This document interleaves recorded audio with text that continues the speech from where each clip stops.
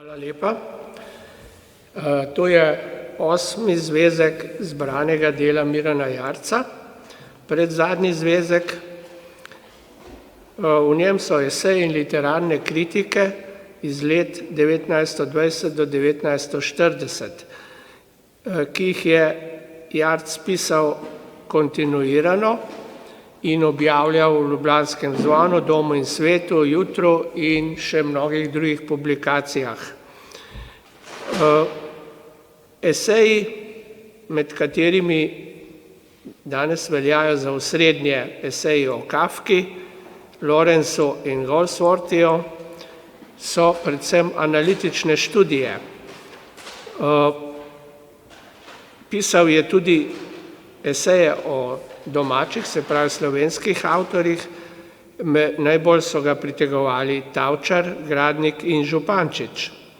Sicer pa je osnovna tema njegovih esejev odnos med umetnostjo in življenjem. V drugem delu tega zvezka so kritični članki o svetovnih oziroma evropskih avtorjih in delih, ki jih je Jarc objavljal prav tako v tem času. Gre za nekakšno mešanico člankov in literarnih kritik oziroma ocen posameznih del. Posebej pa se je posvečal pisanju o francoski in angloameriški literaturi, oboje predvsem preko posredništva nemškega tiska. Sicer po izobrazbi romanist je največ pisal o francoski literaturi. Tematsko oziroma zvrstno so ga najbolj pritegovali biografski roman, avanturistični roman in vojna proza. Precej teh člankov pa je napisal o predstavnikih tistih literatur, ki so bili v tem času v Sloveniji precej malo znani, recimo Skandinavci, Irci in Flamci. Ti Jarčevi članki so v mnogih pogledih prvi zapisi o kakem tujem avtorju v slovenščini, na primer omenjam dva francoska avtorja, Sandrar in Selin.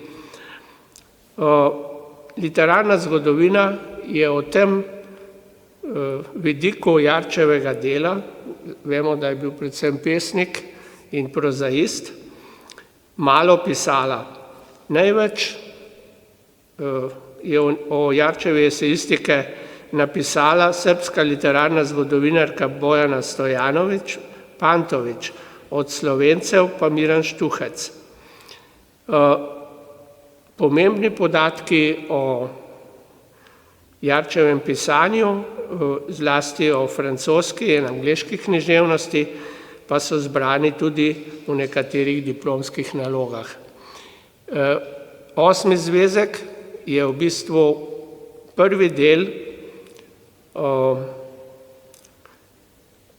zbranega dela, ki objavlja literarno kritiko. V 9. zvezku bodo objavljeni literarno-zgodovinski članki in kritike, ki o srbski, hrvaški in slovenski literaturi. S tem bo ta osnovni korpus Jarčevega zbranega dela tudi končan.